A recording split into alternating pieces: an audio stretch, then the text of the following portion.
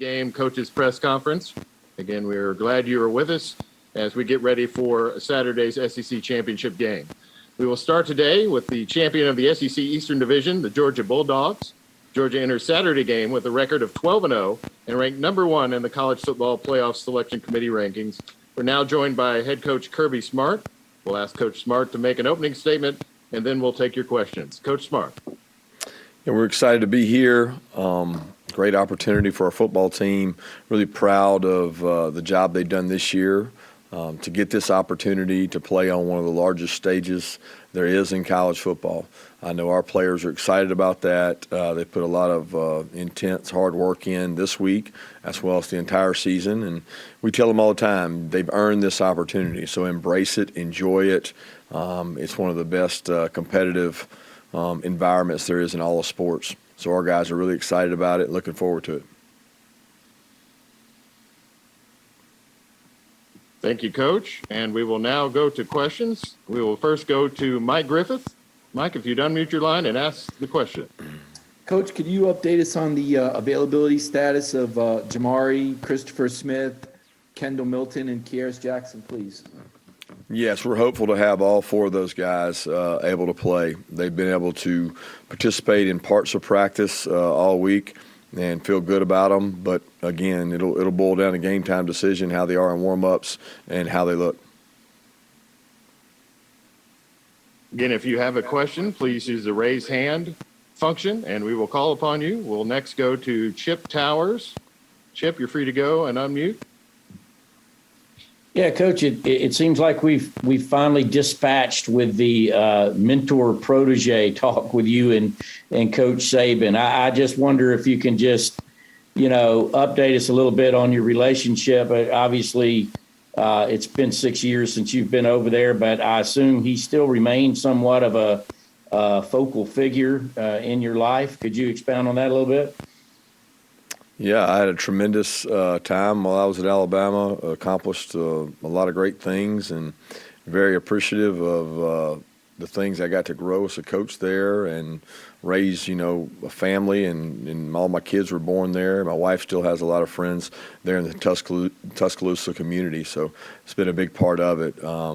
Coach and I are, both, I'm very appreciative of our relationship. I think a lot of him. He's been a lot in my career, as he has a lot of coaches out there in the country, and I think you appreciate the job he does more when you're gone than maybe when you were there. Because when you move on, you appreciate the fact that he works really hard. He doesn't ask any of his assistants to do anything that he doesn't do, and he holds everybody to a high standard. He and I, we don't communicate daily or anything, but I got a lot of respect for him, and he spends some time in the summer, up around where my parents live, but it's not like we get to keep in touch a lot. We both have our own families and own things going on. Next question will come from Connor Riley. Go ahead, Connor. Hey, Kirby, you have 2 new corners, compared to last year's Alabama game, and Darian Kendrick and Keely Ringo. How have they developed, and where are they sort of at entering this game when they're going to have to defend Alabama's very talented wide receivers? Yeah, I think both guys have improved throughout the year. They've got a lot of areas that we've really tried to concentrate on to try to help them out, and understanding leverages, knowing where your help is, man-to-man technique, everything there is to play at corner. They'll be going against 2 of the very best in our conference in this game, and they've got some really outstanding Recording receivers. in progress. And they also have a distributor that is elite at getting the ball to them. So it's a big challenge. Nobody's really covered these 2 guys very well, because they're certainly excellent wideouts, and the quarterback's done a tremendous job getting the ball to them. Again, if you have a question, use the raise hand function, and we will call upon you. Once I call upon you, if you will unmute your line, and you will be able to ask Coach a question. So if you have questions, please hit the raise hand function.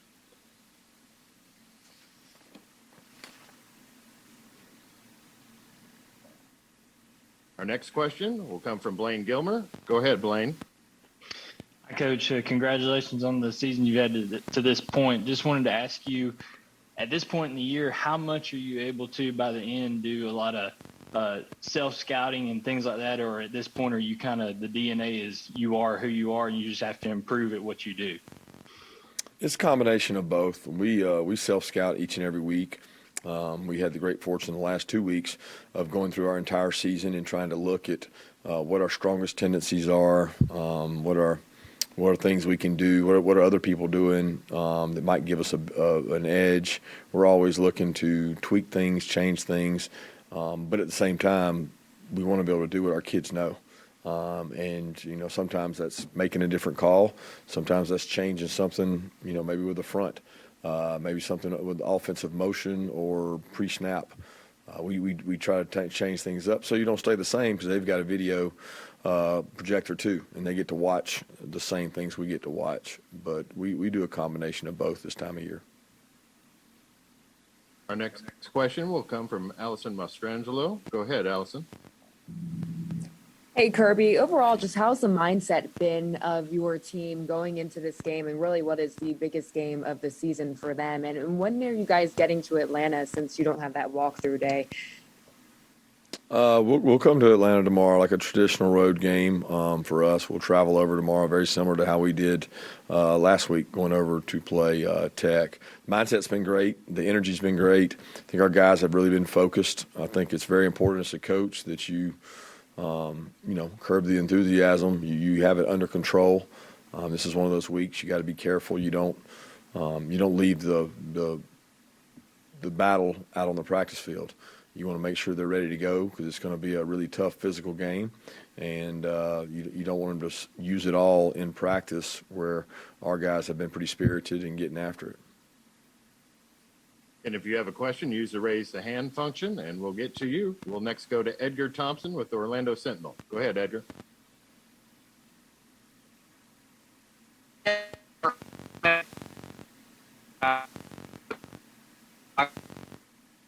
Edgar, I think you're breaking up a little bit. We can come back to you. If you have a question, please raise your hand, and we will get it to Coach.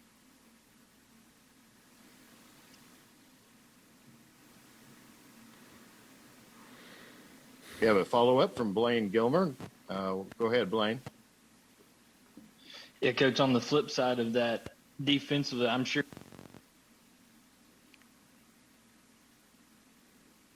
We lost Blaine there. We'll go to Scott Rabelais. Scott, go ahead, please. Hey, Kirby, kind of a broader question for you. Your school and Alabama are only 2 of 4 schools in the SEC that haven't changed coaches or will change coaches in the past 2 years.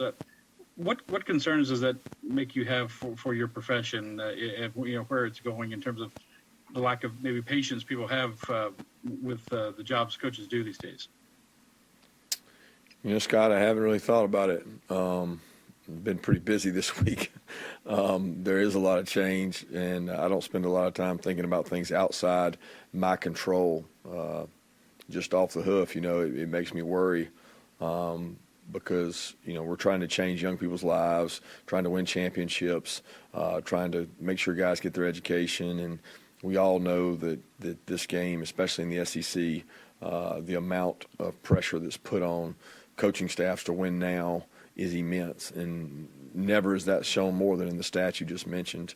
So I think you have to understand when you get into this business and the nature of this business and the high stakes that are involved in the SEC coaching, that's part of it, and it's not for everybody. And I think people find that out when they get in our league. Not only how physically tough it is, but the grind in recruiting and year-round transfers in portal, it's taxing. So you better have a very quality staff, a great administration, and you better be able to manage a lot of situations. And if you have questions, raise your hand. We'll next go to Mike Griffith. Go ahead, Mike. Yeah, Coach, I know this is off your radar again. I appreciate you answering these questions, but the coaching carousel has been big news. In Billy Napier and Brian Kelly, those are 2 coaches you're familiar with. Just your thoughts on what it says that a Notre Dame coach would leave Notre Dame for the SEC, and your past experience with Coach Napier. Yeah, again, I haven't had much time to think about it. It's been a really busy week here with the recruiting starting up and the games. But I think both those guys are tremendous coaches. Got a lot of respect for both of them. Know both of them personally, and I know they're excited for their new starts with their new programs. All right, next we'll go to Chip Towers. Go ahead, Chip. Yeah, Coach. Obviously, talking about coaching movement. Coach Bobo found himself out of a job this past week. I know you guys are tight. You've done it in the past. Have you brought him on in any kind of way to get ready for this game? And will that be something you try to do going forward? Really haven't had much time. Just pretty big game lined up this week. So my focus has been on our team and preparing our team to the utmost of our staff's ability. And really I've tried to shut my phone down and focus. There's so much outside things going on that as a coach you can get distracted pretty easy with what's going on between people going to see your commits and all the coaching changes where I'm trying to be committed to these kids and the guys on the field and getting them prepared. So I really haven't thought about it much. Our next question comes from Anthony Dasher. Go ahead, Anthony. Hey, Coach. So I want to ask you about George Pickens, kind of how he came through the Georgia Tech game physically, and is he at a point where we can maybe expect some more reps from him this weekend? We'll have to wait and see. He's done a good job in practice. Physically, he was fine from the Georgia Tech game. He didn't play many snaps, but he's been in a lot of practice reps, getting confidence back and starting to become his own self, and I think that's important. Our next question comes from Mark Weiser. Go ahead, Mark. Kirby, you mentioned going Friday to Atlanta. This is your fourth time as head coach in the SEC championship game. Does your team's Friday and game day routine look the same each time outside of doing this today? Do you switch it up? Is the team going to a movie or anything tomorrow night? We typically keep the same routine based on the game we have on Saturday. We don't change that. And it's usually the same routine that we keep throughout the season based on what time the kickoff is. So we'll stay with our traditional schedules. We'll go back to Tyler Griffith. Go ahead, Tyler. Thank you about this Alabama pass rush. What just makes that group so successful, and also Will Anderson Jr.? Can you just talk about what makes him and that Alabama pass rush so successful? Talent. They play with tremendous effort. They got a really talented group. Their ability to push the pocket and disrupt the pocket is really good. They've got really good edge rushers. They've got tremendous talent in Will Anderson. They've got other guys who've played really well throughout the year. They are able to push it on, two sides. There's 4 points of pressure in a pocket, and they push it on the edge and up the middle. So as they melt the pocket in the interior, those guys on the edge get an opportunity to make plays and push the quarterback back. So they've done a tremendous job affecting the quarterback and getting sacks and disrupting the quarterback throughout the year. We'll go back to Connor Riley. Go ahead, Connor.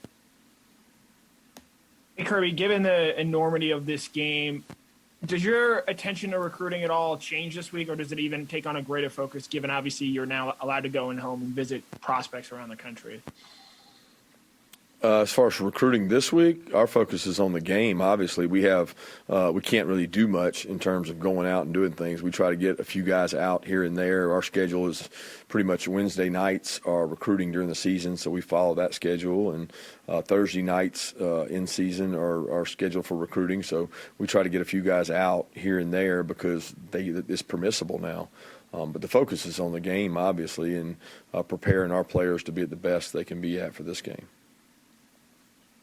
Our next question will come from Oscar Coloriga. Oscar, go ahead. Hello, thanks so much, Coach. Here in Mexico and Latin America will be broadcast the ACC Championship. Could you say some words to all the Mexican and Latin America fans with great passion for the football? It's a big game. It's a huge game here in this country. Thank you. Yeah, I hope everyone down in Mexico enjoys the game and gets to watch it and entertained by a great game on a great stage. And we're certainly very appreciative in the SEC of all the coverage we get outside the United States. And it's a great opportunity to kind of advertise our conference and show that it's the best in the country. Okay, our next question will go to Alan Cole. Go ahead, Alan.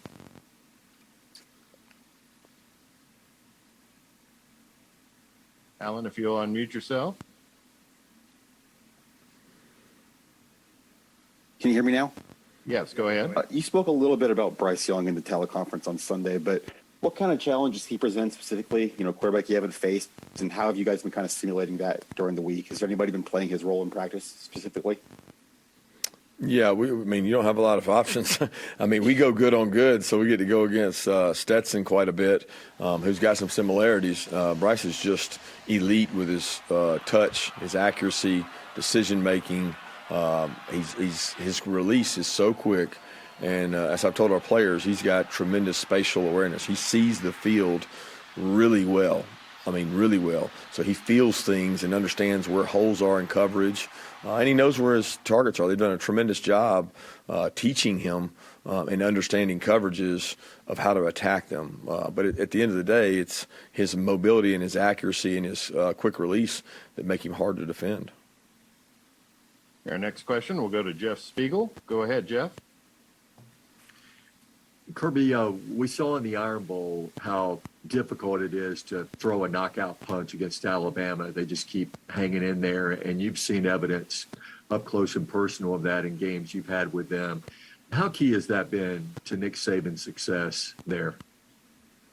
I think it's important to anybody's success. If you're going to win games and win close games and you're going to play in the SEC especially, you're going to play really high competition, which forces you into close games. You want to be able to win games in the fourth quarter. You build your program based on the belief that you can be a dominant team, and you always want to dominate the fourth quarter. There's not a team out there that won't admit that the fourth quarter is the most important one in terms of going out and being a dominant physical team. A lot of that has to do with depth. A lot of that has to do with conditioning, but those all play a factor, and we take a lot of pride in that here.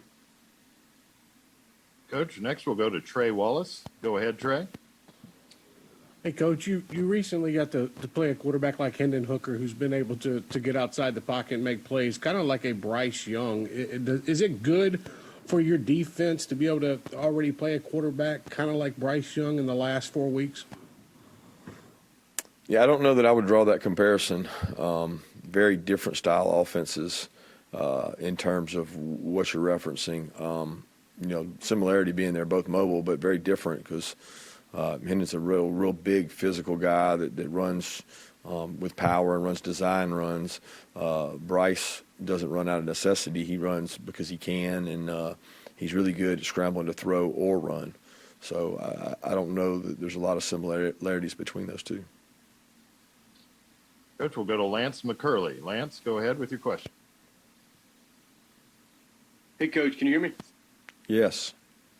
Hey, so Stetson said on Monday that he's really progressed, since this last Alabama game. And he said something along the lines of when he's not trying to force throws, he says that incompletions don't really kill you. Can you kind of talk about his progression from then to now and his ability to extend the play and how important that is, especially against this Alabama defense that features guys that have been previously mentioned like Will Anderson? Yeah, Stetson's gotten a lot better through experience, right? The best way to grow as a football player is to play. He's gotten an opportunity to play, and he's gotten an opportunity to throw to some skilled players, and he's distributed the ball well to make the strength of our offense the number of players we have out there that are able to make plays, and it's kind of been different each game who stepped up and made some plays for us, and that makes you feel comfortable that if you have to rely on different people, he's prepared to do that. But his improvement has really come through the work with our offensive staff, the players around him, and his commitment to getting better and growing. And that was one of his first games in a big-time environment last year, and I think that experience is invaluable in terms of his growth this year. And the more games you get to play in, the better you get. And next we'll go to AP Stedham. Go ahead, AP. Unmute yourself and ask the question. Hi, Coach. Coach, when did you sense that Brock Bowers would become a major contributor to your program, and has he done anything this year that surprised you? Yeah, I mean, we felt like in spring practice, probably after the first 3 or 4 days when we put pads on, you never really know what you have in a player until the pads come on and, you know, somebody's got to go hit somebody and, you know, they're not shying away from it. Once he got into contact and he's got really good toughness, he's got great lower body strength, he's got great pass catching radius, and he's got good speed. So those things combined to make for a good tight end. The fact that he's been so composed has probably surprised me the most. You know, it's not like been a moment too big for him. He doesn't, you know, it doesn't matter to him whether he's playing in the backyard, he's playing our defense against the scout team, or he's, you know, playing Clemson in the opening game. For him, he wants to do it the right way. It's important to him to do it the right way. So the pressure doesn't tend to get to people like that because they put so much pressure on themselves. Our next question will come from Drew Hubbard. Drew, go ahead. Hey, Kirby. You and your team have talked a lot about skull sessions over the course of the season, and I just want to know, for you and your staff that are in, like you said, very high-stakes jobs, have you guys gotten anything out of doing skull sessions with your players over the course of the season? Yeah, we've gotten. I mean, a lot of times the staff gets more than the players get. They get to see a side of the players they may not have seen. They get to meet players they might not have normally gotten to know. You know, you usually have a recruiting coach, a position coach, maybe a coordinator, but throughout these sessions, we've been able to kind of mix and mingle, and you know, maybe a receivers coach gets to hang out with a defensive lineman, and you learn more about the team, and it certainly helps in terms of feeling connected. We have time for 2 more questions. We'll start with Trey Wallace. Go ahead, Trey. Hey, Coach, talking about the unity at running back, you know, with Kendall Milton being kind of banged up the last few weeks, how have you seen that from Zamir and Cook, and being able to not be selfish with the football this year and all of them taking care of their job? Yeah, I've always felt that way. I don't feel like it's been just a this year thing. That room is selfless. They play on special teams.